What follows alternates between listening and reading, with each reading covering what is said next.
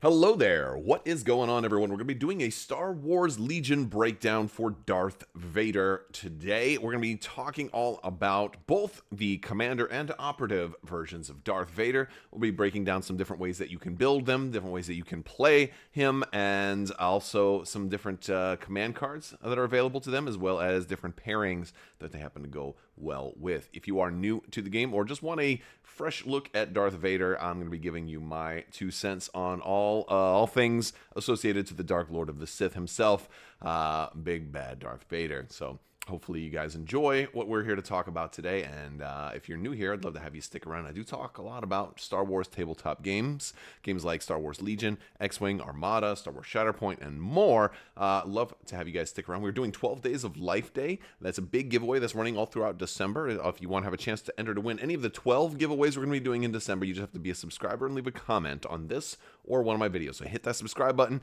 Let me know some of your favorite Darth Vader moments or different awesome build ideas you have for Darth Vader. You can also check links in the video description below. If you want to join Discord, other social media links, and all kinds of stuff like that, head over to Crabbok.com.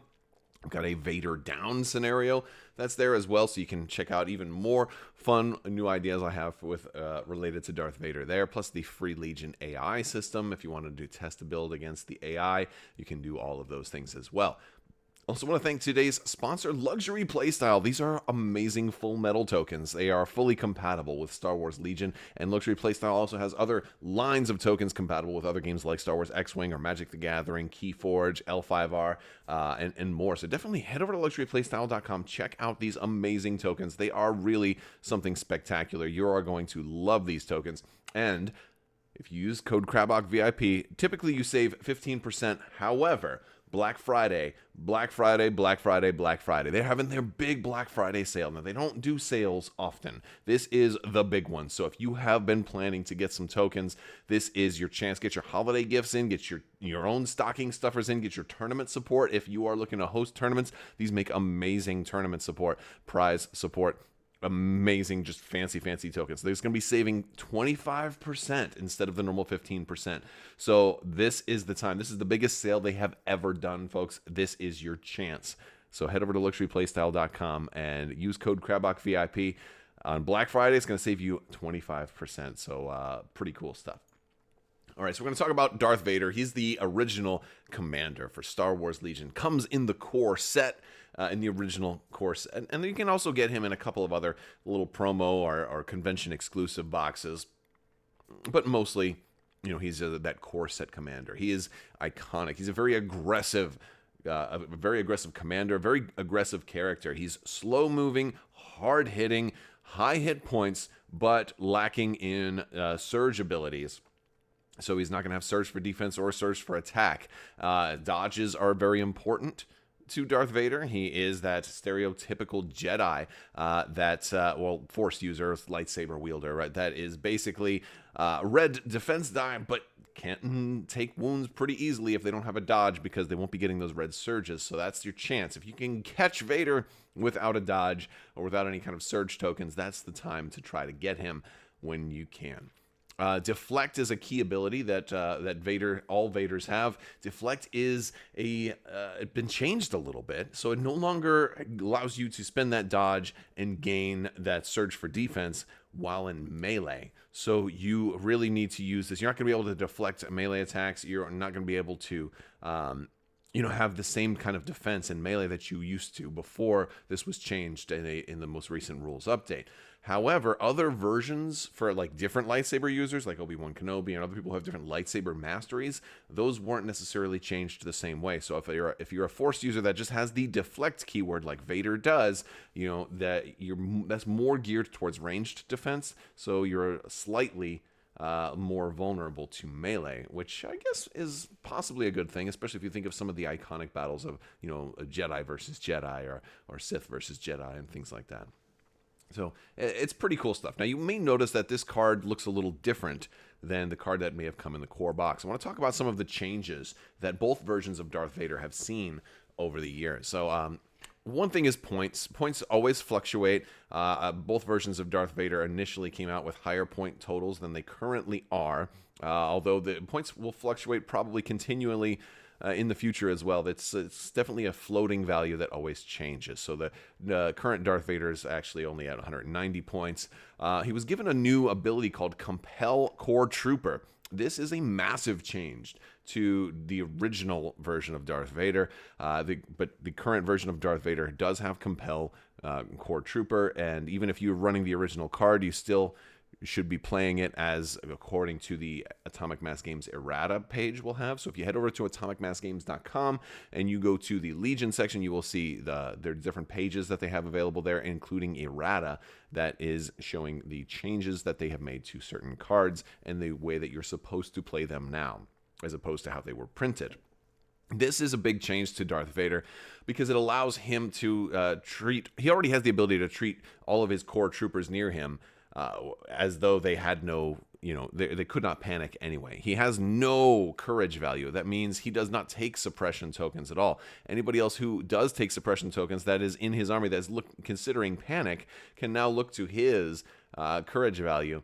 And if they can exceed that value, then, the double his value. The whole courage thing is not going to apply with Darth Vader because he's completely fearless.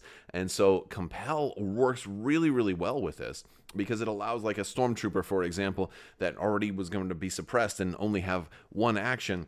Well, now all of a sudden, they're not going to be able to, they're not going to worry about taking another suppression and trying to panic, because they're not going to be able to panic. So they don't care about taking the suppression from Compel, but they're also going to get two actions. They're going to be able to move and shoot, which is really awesome. This works also especially well with other units that can factor something into that move. So they can, snowtroopers, for example, can move and shoot and do something else. Can't really shoot again, but it does kind of force you, if you're able to suppress the stormtroopers and the core troopers around him, forces their first action to be a move, but it doesn't really hurt at all. It's a range 2 bubble from Vader, so if you're going to try to rely on that Compel for your core troopers, you will have to keep them kind of close, march everybody together. Although a range 2 bubble is not really super small, but it's a really cool way to play Vader, surrounding him with core that can basically ignore suppression almost completely. It's very, very cool. And note that those troopers will almost never be panicked because they will be using Vader's courage value. He still has Deflect, Immune to Pierce, Master of the Force 1, and Relentless. Still has the 6 red dice, but he also gained a command upgrade slot. Now, this is a big deal also. Maybe not quite as big of a deal as Compel Core Trooper, because that's a whole new ability that he was gained. But gaining a command ability here is also a really, really big deal. You could say it's even a bigger deal because there's so many different command upgrades that are available to him that also really complement the way he's built. And we're going to talk about some of those. But this is the current way that you should be running Darth Vader Commander, as opposed to the original way to the far left if you were to play in a tournament. Now, granted, if you're just playing casually, you can ignore the changes if you want to, but I would probably recommend you going with the most recent version so that you're on the same sheet of music as other people playing, especially if you wanted to play in a store with other people or do any kind of organized play.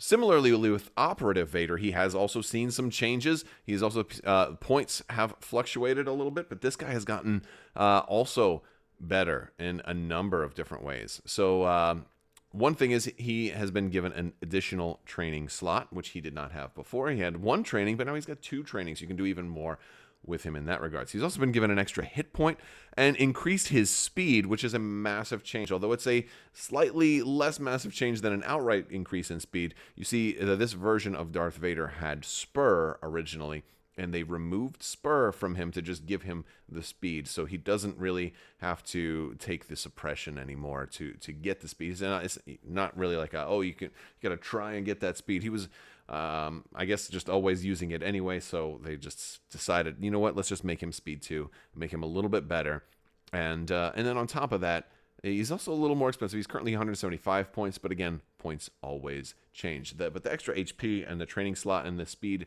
changes you should be using if you're going to run Operative Darth Vader. So let's talk about Commander Vader first. He is, like both versions of Vader, very aggressive characters. He's melee only. He doesn't have a ranged attack. Doesn't have any kind of surge. He is speed 1. He is slow, and he is also incredibly devastating, like a classic monster villain movie trope thing, a horror movie like Frankenstein, sort of moving really slow, but he's going to get you. Or maybe like Jason Voorhees from Friday the 13th, moving very, very slow. He's got 8 hit points and 8 health and a red defense die. He's got deflect, so he's going to want to get those dodge tokens. Darth Vader with dodge tokens is a big deal. Of course, we already talked about Compel Trooper. He's going to be able to keep all those core troopers around him very much engaged. This a lot of times means that Vader may want to lead units or armies that are heavier on core options, heavier on stormtroopers and snow troopers and other core, mostly stormtroopers, but your shore troopers as well. Of course, they're very good as well. He is going to want them as many as he can in a range 2 bubble to really take advantage of that Compel Trooper. That won't work for Special Forces, though, so he's not going to have that same level of benefit for Special Forces. It doesn't mean you can't run Special Forces with Darth Vader. It just means they won't get advantage to that special range 2 bubble, which happens to work fine if they weren't going to be in that range 2 bubble anyway. So if you wanted to set up snipers or some things like that, they wouldn't have been in that bubble anyway. Immunity to Pierce is a big one. Pretty much all Force users have this. He has Master of the Force 1, so he's going to be able to reset or ready one of his exhausted Force upgrades at the end of each turn. And he has Relentless, which might seem strange a little bit at first glance because it means after he moves, he can do an attack action. It can be basically a ranged or melee attack. But since he doesn't have ranged, why would they have given him Relentless? Well, of course, it has to do with different ways that you can upgrade him. So let's talk about the Force upgrades. He's got 3 Force upgrade slots. There are lots of different ways to outfit him. Force Reflexes is definitely a popular one. It allows him to use a free action to gain a dodge token. He can do that each turn because he's got Master of the Force 1. He's going to want those dodge tokens to help him stay alive, especially to trigger Deflect and to have that Surge for defense. It's a very good thing. Any Force user with a dodge token is going to be a big deal. Saber Throw is also one that is practically always stapled onto Darth Vader because of the fact that it gives him a ranged attack equal to half of his lightsaber dice. So he gets to throw 3 red dice as a ranged attack. It is pretty good, but the thing is, it's still a ranged attack and still susceptible to cover. So if you were to throw even 3 red hits, then of course with Pierce 3, if they're behind a barricade or any kind of heavy cover, that's going to go away. So Saber, you're going to lose a lot of those dice. So if you happen to only roll 2 hits in a surge or 2 hits in a blank, there's been plenty of times where Saber Throw ends up not working at all. So you have to be careful on when you do it. You really don't want to Saber Throw into somebody who's got a heavy cover if you can help it. Force Push is a incredibly good option on any Force user, on anyone who can take it. Being able to do a speed 1 maneuver is hugely important. It's useful for a number of reasons. For one, anytime you can move somebody else's unit on the battlefield, that's a very good thing. It allows you to pick where they're going to be. You can pull somebody out into the open and set them up for a big shot out of cover in the future. You can also push people off of you. This is a big deal. When you're marching towards that enemy Luke Skywalker and some rebel trooper that only had like 2 guys left, runs up to you just to engage you in hopes that it forces you to attack them first and then move off or waste your turn trying to disengage. Well, now you can just force push them off and then keep going. Or force push somebody to engage you so that they are now stuck in melee at the end of your activation. There's so many really great uses for force push, and even just pushing somebody off of an objective at a crucial time, especially on the last turn of the game, is incredibly important. So force push is just a massively popular upgrade and a great option for Darth Vader. Burst of Speed is another one I want to point your attention to. It's not always taken with Vader, but it is often taken with Vader since it came out. It allows him a turn of going at speed 3, and it is amazing. It's a once per game ability. You only can use it once, and then the turn after you do that, you're going to be immobilized, so you're not going to be able to move again. But the idea here is that you save it for maybe that last turn or that clutch turn where you need to really get in close. It makes a great option when combined with the original Vader's 1 pip, and you're able to you're able to do it twice if you do Implacable. you can do some really cool stuff with Burst of Speed and Darth Vader. It's not one that you have to run with him, but it's one that I typically run with him. Now, as far as him having a command slot, too, this is another big deal. There's a lot of different options that you can run with him.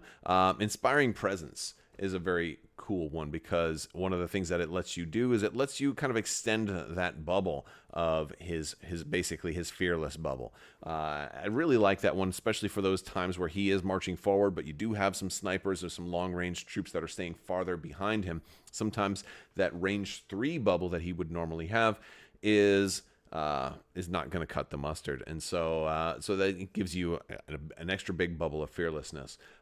Vigilance is an incredible option. It allows basically allows him to save his dodge token from one turn to the next, and that it's so popular, in fact, that Vigilance has seen a huge points increase to be able to use that. But it works really well on any Force user. It's especially good on Darth Vader. And of course, also Improvised Orders is just an all-around good card, especially if you have a more diverse build. If you're running a lot of different types of units, and you wanted to pull a core, but you pulled a support, before you were ready, or you pulled a heavy before you were ready. Improvised Orders is a great way to give you a little bit of mitigation against the bad pull when you're pulling something straight from the bag. And especially on those turns where you want to play one of Darth Vader's cards that issues only Darth Vader in order, gives you a better control of the battlefield by doing that. So all good options, but really there's a lot of other good options as well, but those are some highlights. Now, Operative Darth Vader works a little differently. He is a little faster, being speed 2. He's about standard speed. You don't necessarily have to play him exactly the same way, but he is an operative, which means you're going to have to pair him with another commander. He will not be able to fulfill your commander's responsibilities for unit building.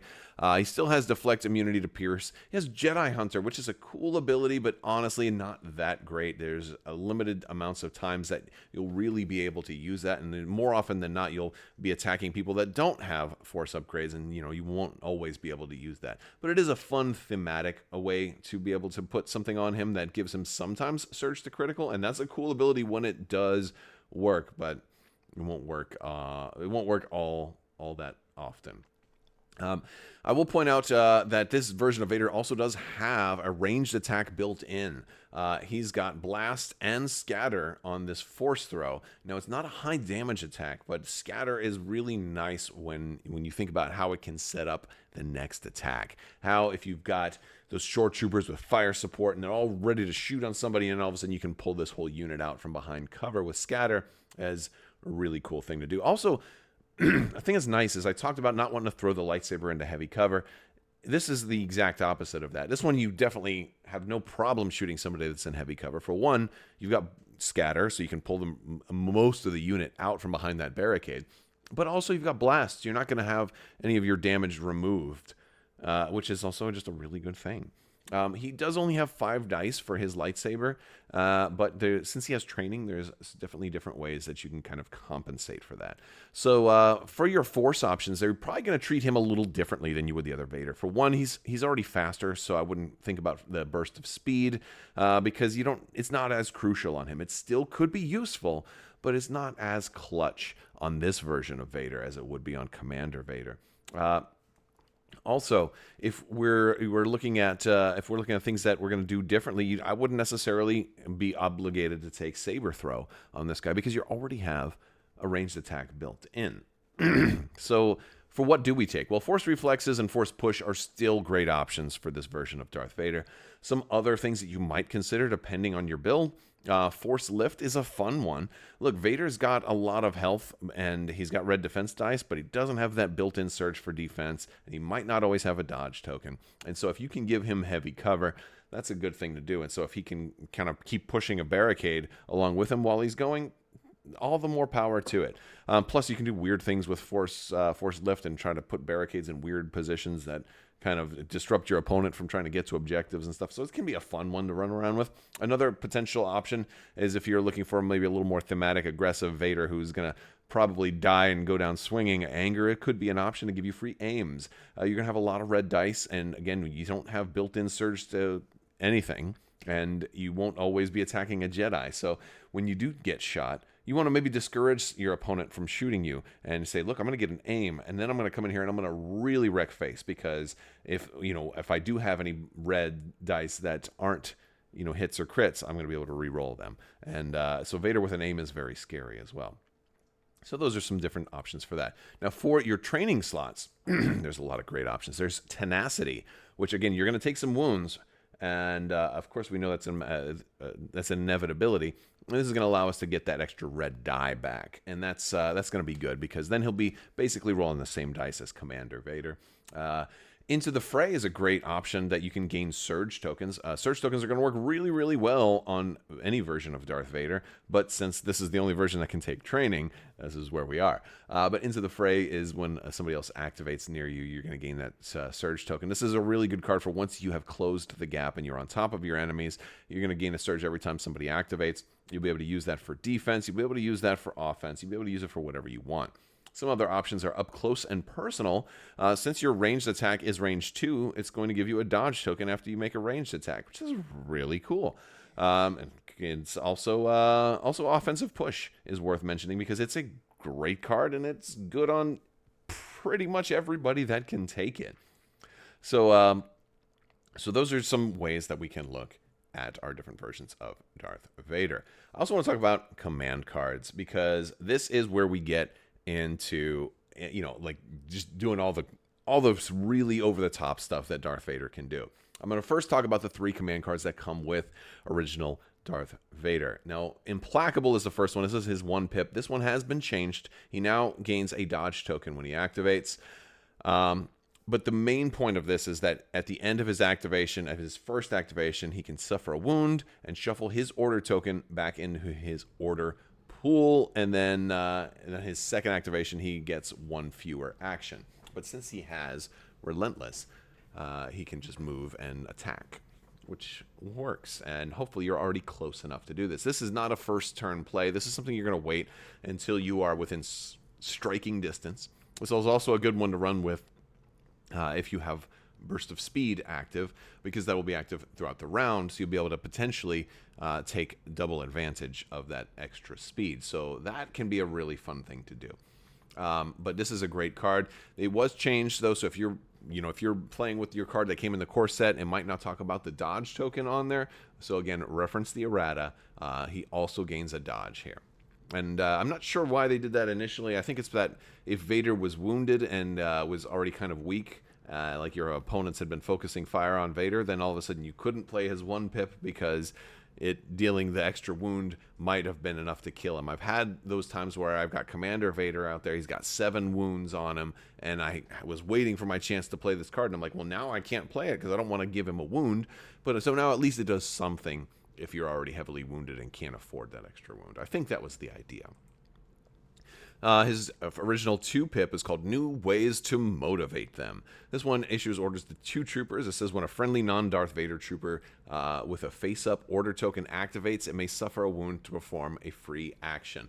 This is a mixed bag. It's always kind of tricky when you're having to suffer a wound on a character, but it gives you a free action. So this is a great way to combo this with other people that can do really cool things with their free actions. I always liked this to be able to, for somebody who can, for example, turn a move into something better, or some, like if you maybe weren't going to use Palpatine right away, or maybe you had medics nearby to kind of heal that wound, you could get like a free pulling the strings out of Palpatine that maybe he needs to move and attack and do some other stuff, and really was in a situation where he didn't want to have to spend one of his 2 actions to do something like that. Also works really well on dewbacks.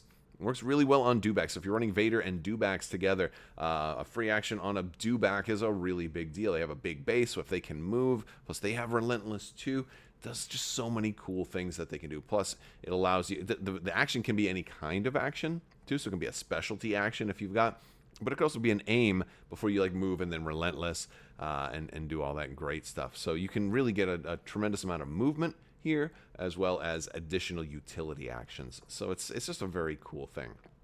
I like it on snowtroopers and dewbacks probably the most. Master of Evil, 3 pip. It's Darth Vader and 2 units. It says when Darth Vader is issued an order, he gains a dodge token. When Darth Vader activates, each enemy trooper at range 1 to 2 of him gains 3 suppression tokens. This is one of those cards that you want to wait until he's close enough to kind of right in the thick of things. Ideally, this is a great card to play when he's maybe already wounded a little bit, because one of the things that's great about this is if you're under fire or you're in the middle of things, you've probably been taking some return fire. What I love about this is you're gaining a dodge token when he's issued the order. So you don't have to wait for him to activate. It doesn't matter if you lose the bid. Again, it's only a 3 pip. You're probably not going first when you play this card, but Vader has a dodge right away. So that first activation that your opponent has that threatens to be a big attack that comes into Vader, well, Vader's going to have a dodge for that, which means he's also going to have surge for defense, provided it's a ranged attack that comes in. And that's a big thing. But also, if you can survive for him to activate, once he does, he's going to put out 3 suppression tokens on everybody at range 1 to 2. Now, since suppression has been changed, and the way panic work has been changed, I should say, this can cause people to drop objectives. This can cause a lot of really interesting things, and it can be very cool. Now, it's not the flashiest card that's out there, but I think the real strength of this is that it gives Vader a dodge before your opponent has a chance to attack him, even if you're going second. And I think that's a big deal. Now, Operative Vader also came with 3 cards. And if you are running either version of Vader, you can run all of them together. So we're going to talk about those Operative Vader cards, because a lot of times when you're running Darth Vader, you will run all 6 of his cards or some permutation thereof. So Operative Vader's first card is Vader's Might. This one is a really cool card. It is Darth Vader only, and it gives Darth Vader a free action for this turn that says choose another non-heavy unit at range 1 and place that unit on the battlefield within range 1 and height 1 of its current position. Then if it's an enemy unit, roll 1 white defense die for each mini in the unit. That unit suffers a wound for each ink, basically, each block and for each surge. That's awesome. That's awesome. So there's so many different ways that you can, employ this card. For one, this is a great way to take like a unit of B1s, move them, put them up onto a ledge, drop them down off of a ledge, because normally force push does not let you push somebody off of a cliff. I remember a long time ago when playtesting Legion, for the very, very first time, thinking like, oh, force push is so cool, I'm going to push you off of this ledge, and was quickly corrected. No, actually you can't do that, because a standard move is not a climb. And this allows you to bypass that. So that being able to change elevation on this is a big deal. Not only that, you're rolling damage. So you take the other person doesn't get to defend against this. So if you've got that Mandalorian unit that they've got the Beskar armor and the red defense dice and surge for defense and all that stuff, you're like, yeah, I don't care. I'm just gonna throw you down there, and you're just gonna suffer wounds equal to the ink rolled. And you have a pretty good chance of, since it's both blocks and surges, you have a pretty good chance of coming in with some wounds. So if that's against like Mandalorians, you might take out 2 Mandalorians in that throw. It's really cool stuff. So you can definitely do that. It's very fun. Another thing that some people might overlook when they look at this is that you can do this to friendly units as well, because they only take damage if it's an enemy unit. So you can actually use this to lift a support up onto a ledge that maybe they didn't have access to. You could take that FD or the E-web and let me pick the E-web up and put it up here on this high point, and now all of a sudden, it's got this vantage point and it can just, all over the place. So there's a lot of really cool, or pull somebody down to safety. There's so many really cool things about this, and not to mention how you can, move somebody else, and get them to safety or get them to an objective. This also can work really well with objective play, trying to put somebody into position to grab an objective that they might have had a whole nother turn to get there. So very, very cool card, and it's versatile. It's very versatile, and there's a lot you can do with it, and it's fun and thematic too. So it's super cool. Fear and Dead Men. This is a great comic scene from the Vader Down series, where Vader's surrounded by tons and tons of rebels. One of the things that kind of inspired the Vader Down, the Vader Down project that I have over on Crabbok.com. So it says when he uses Deflect, the attacker suffers a wound for each blank result instead of each surge result. If you've ever, had a big attack come in, rolled like 6 red dice and had 0 or maybe 1 damage go back from Deflect, you'll realize how great this card can be.